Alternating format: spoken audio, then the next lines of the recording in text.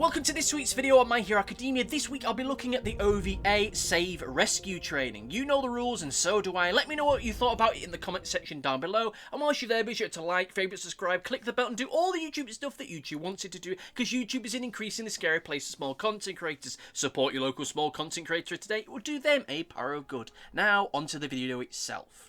Now, some of you may be wondering why I'm going this far back in terms of subject matter for content to talk about for this week's video, and the answer as to why I'm going this far back is quite simple. I've been very busy with work and only have a very narrow time frame in order to get all this stuff done in time, so I've decided to do another OVA review. Though, we'll be honest, I thought that this was the one that led into the first movie. Turns out it wasn't, so here we are, and as I've mentioned in the comment section to the last video, I am taking some time to work on the 100th My Hero Academia video special, which will be coming in a few weeks' time, and it's going to be a two-parter, so, you know, I wanted to spend a little more time working on that, so something a little more light and bright I felt was necessary in order to give me time to do that. With all that said and done, however, let us get into the video review itself, and let us start about the positives. Now, I think that this OVA, despite the fact it was the first one going out, is pretty much everything I could have hoped it would have been. I maybe don't feel quite as sunny towards this one as I did the HLB one, but it was still good for what it was. It was a light, bright and breezy story, and that's all it really needed to be. It was a fun little side adventure, something that could be taken as seriously as you really wanted it to be, and could be considered canon in about as far as much as you really wanted it to. Maybe it is absolutely canon and this was just an unseen adventure, or maybe it isn't at all. Ultimately, that comes down to you, and as a result, we were treated with an episode which was everything that it needed to be. It needed to be light, breezy and fun, and it was, in the end, light, breezy and fun. Even Mineta being a weird little perv goblin wasn't enough to drag it down. This is an episode, or rather an OVA, which had a great deal of warmth and humour to it, which is really hard to beat. It has an enthusiasm for everything that's happening on screen, which makes it a joy to watch. Even if there is a part of me that can't help but wondering if this was made out of a sense of contractual obligation, but that's a whole other discussion for a whole other time. Honestly wish we could get more episodes within the main series like this. This almost slice of life stuff that I just enjoy, or as much of a slice of life thing as you can really get with a superhero show like this. Something I really enjoyed within Season 1 and to a degree within Season 2 is seeing them learning to use their powers in these various different classroom scenarios, and they were my favourite moments within the first season, so it's always great to see more of it here. It's really enjoyable to just see the mechanics of how they're learning to save people, whether their quirk naturally fits to that particular role or not, and seeing how they get around it and they overcome these challenges they're in. And within the episode itself, it was just simply great to get more of it. I will admit I wasn't too keen on the fact of how easily we pivoted into the fight stuff in the second half of the OVA.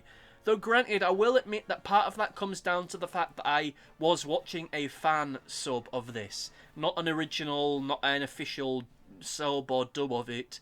So with that regard, and I will admit some of the translation seemed a little bit rough. There was a lot of spelling mistakes, and there's a part of me that wonders if events really did go down quite like this. Like, in the subtitles, when we got to the what we'll call the hide and seek sequence, the explanation that 13 was given was that, we're now going to get into the combat training, and then did the whole, so 4 of you are going to go here, 8 of you are going to go there, but the rest of the other 12 of you are going to do this and that and that and that. And all the while I'm just thinking to myself, this feels very elaborate for combat training, when you're not actually explaining what the combat training is, so there's a part of me that wonders if that was a mistranslation. But either way, I can't help but feel that, did this really need to end in a big fight? I know that this is an OVA and this is essentially like a short movie, it's a standalone thing, so you kind of needed to send it off on a big moment, but at the same time I would have been happy if it didn't. I don't think it needed to. But with that said, I mean, All Might's plan was, well, it was pretty bloody wild. I mean, this whole event, this whole OVA takes place maybe a couple of days after the attack on the USJ. So, it feels terribly ballsy to me. This is only happening a couple of days after the kids of this class nearly got killed or captured by terrorists, and All Might is dressing up as one of them and attacking them in the same location they were previously almost captured or killed in. It's like he's just playing with their trauma right now. And this whole thing of, I wanted to give them a surprise. Well, to be fair, All Might, this is less of a surprise and more of a nasty shock. Like, what was the end goal here? Was he wanted to train them up. He wanted to train them up and give them a sense of being on their toes and being ready for everything. But the way that he was going in this whole episode, I don't know how far he was going to go with that. How far was this training going to go? Was he going to beat them up, knock them about a bit and go, surprise, it was me all along? Or whilst they're just laying there with broken bones and lacerations and being knocked this, there and the other? Because these kids are going to be treating this like a live fire exercise. No punches are going to be pulled. They're going to go at this hammer and tongue like their life depends on it. So you're going to have some of them going really beyond and then some in order to try and save themselves and their friends. Like, yeah, this is a light, bright, fun little thing, but it's not beyond the realms of possibility that Midoriya could have gone at this a little bit too heavy and really knackered up his arms and legs, which, again, this is an OVA, its place in the canon is a little bit nebulous, but even still, like, that feels like a massive gamble. But then maybe All Might would have been wise enough to go, oh, it was me all along, before things got too grim or too nasty or went too far, but you know, it feels like a bit of a gamble. That kind of thing just wouldn't happen in a real-life scenario. And there is a part of me that wonders what would happen if one of the students managed to escape and alert me to the authorities. Then all of a sudden you got dozens upon dozens of heroes descending upon the USJ again because, oh, this seems to be a hot spot for villains now. And then All Might's there trying to have to explain it all the way. No, I was just doing it to teach them a lesson. Oh, God, what have I done? What have I done? The PR nightmare. Anyway, I think this episode, this whole OVA could easily have been an episode within Season 2. It could have been the opener as far as I was concerned. Because it has this great spirit and this adventurous tone to it, which I really do love from this particular era of My Hero Academia. It has a sense of joy to it and enthusiasm which really just can't be beat. And it has this almost twinkle in the eye like Midoriya gets at certain parts in this episode where he's just so amazed by some of the quirks and powers that his friends have that it really just makes it hard to find many faults with this episode. I think one of the more standout moments within the episode, and something I think which might be the thing that commands the attention of people who are fans of the series, which is the fact that I think that the inclusion of elements of Shoto's backstory really was rather neat. It added a sense of emotional weight to what would otherwise be a, let's be honest, fairly disposable series, or rather as fairly disposable short. Like, if you take that away, yeah, it's fun, but I would never recommend that anyone went out their way to find this, particularly given what a ball ache it was for me to actually find it. But with this, we get those hints as to Shoto's backstory, stuff that would end up being elaborated within Season 2, and it's only small hints. And at this point in the story, Shoto is being presented in a rather enigmatic kind of way. There's something about him which you don't really know as to what his deal is or really what he's going to end up becoming in the program. And this particular sequence, short as it is, it really does add depth to a character which at this point was just kind of just there, and his role not being fully established. Is Shoto going to become a rival? Is he going to become an ally? Is he going to become a secret arsehole? Is he going to betray them? Is he become the greatest hero ever? Or is he just another face in the crowd? And this OVA sets the stage as to stuff that would end up being further developed further down the road. So in that regard, it kind of feels like, to a certain degree, that this is a necessary text, which makes it painful to me that it is as difficult to get a hold of as it is, because this feels as though it paints itself into the narrative and the overall fabric of the series and its narrative from this point on a little more far better than I really was expecting an OVA to do. Though with that said, this video is not going to be discussing events from later on after this point. Like, if you're new to My Hero Academia, I'm not going to give anything away here. I'm not going to spoil anything, and I'm not going to spoil anything with this particular story itself. Or the thing with All Might making his appearance might have been, but hey-ho diddly-do. With that said, let us move on to the negatives, and to follow on from a previous point, one of the issues I have with this, whilst I also think it's one of the positives, I also think it's one of the negatives, and it's the matter of Shoto's backstory.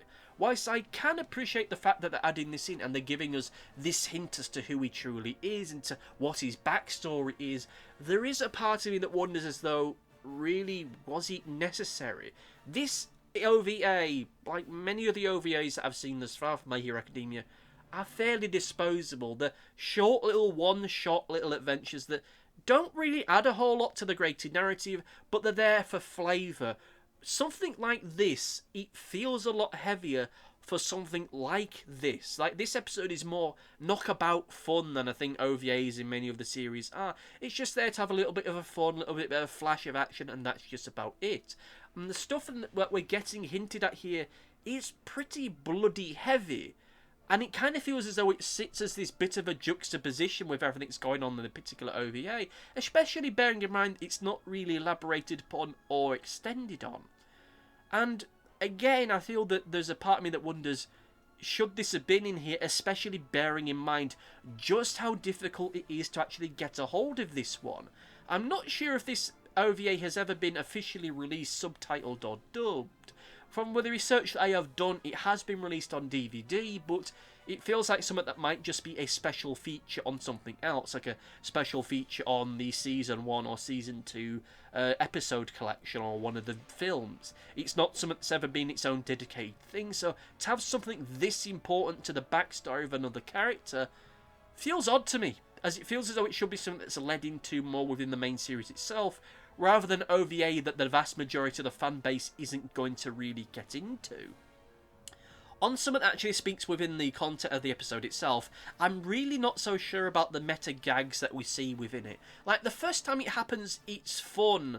I don't really understand the context or the event that this was shown at, because it feels like it was either shown at some kind of fan event or maybe as part of some programming block that they have, but the first time it happens, yeah, it's fun, it's silly, but then it gets overused. It's only really done twice, but both the times it happens, it just feels a little bit derailing to me. Again, first time it happens, it's fun, you go, alright, cute. Second time, it feels odd. I know that you shouldn't take anything serious from it, it's just a side gag, it's just something you shouldn't worry about.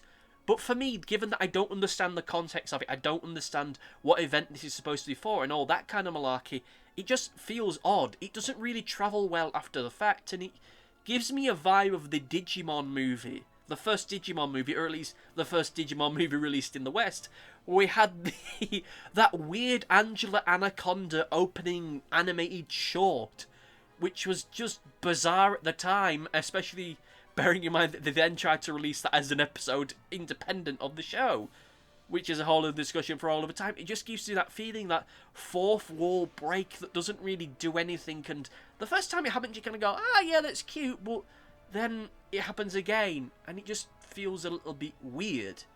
Now, this final negative that I have is going to feel rather odd, and I do apologise if my description of it feels a little bit cack-handed, but there's a part of me that feels this OVA and the events that happened within it happened just so they could reuse a few sets, so to speak. Now, I don't doubt that the idea for this OVA came about organically, that the creator of the series and their team were likely thinking up ideas and someone said, oh hey, wouldn't it be neat if X, Y and Z, then eventually that's how we got to where we are now.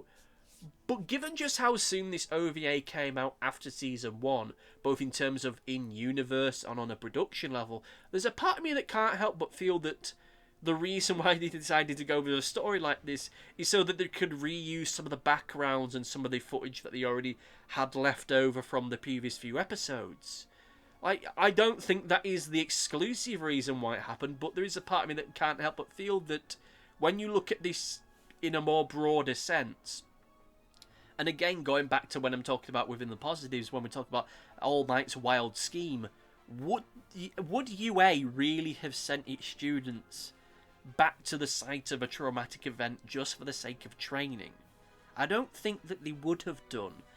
It feels like a bit of a step too far. Again, this is an OVA, its canonicity is kind of dubious, and you don't really need to think about that kind of stuff too much, but all the same, it feels a little bit odd for them to do so. Wouldn't they use their own facilities? Wouldn't they use the land that they've got rather than going back to somewhere that might be a bit traumatic for the students. And the fact that they are going back to this location so soon after it's featured in the show, it gives me Roger Corman vibes in a way. Now, for clarity, for anyone who doesn't know who Roger Corman is, he is one of the most prolific producers in cinema. He's produced more movies and I think more film studios have ever produced. He's a legend within the B-movies world, but he's a man who was incredibly efficient when it came to making movies. As such, he would frequently reuse footage, reuse sound effects, reuse whole sequences within movies, and reuse sets time and again just so he could get a movie done within a weekend, and then it'd be in the cinema, and then it would make a bunch of money because they were cheap to make and quick to produce. And when you have an episode like this, which feels like some of these shots just have this uncanny familiarity to it, I can't help but feel that, okay, you're just using this establishing shot from a couple episodes ago, but maybe the tracking's a little bit different, maybe the speed's a little bit different to give it a sense that it's something else. And this can't help but make me feel there's a little bit of a cheapness here, that we're just locking this down in a location. We have all this spare background stuff that we can just use just so that we don't have to do anything too elaborately new.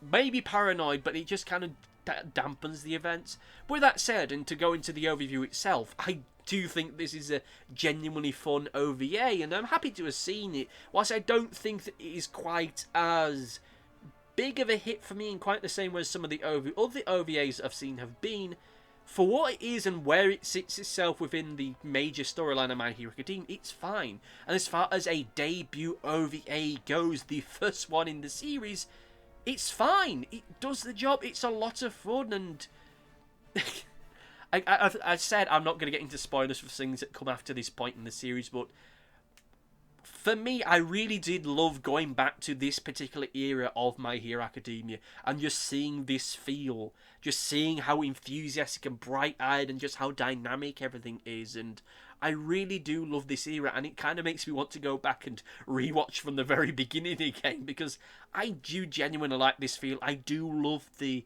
I know it's not strictly speaking slice of life, but this slice of life stuff where we're seeing them learning to become heroes, we're getting the more domestic thing of this is how you save people that are falling down a ravine, this is how you save people in an urban environment. This is stuff that I really get and really enjoy, and I love it whenever the series gets into stuff like that. I know that it isn't quite as spectacular as hero versus villain punching each other in an alleyway or something like that, but for me, I just love the more domestic side of hero stuff. It's brilliant to see, and just having more of that, even in this particular era where this stuff was more common, it's still great. It's a lot of fun.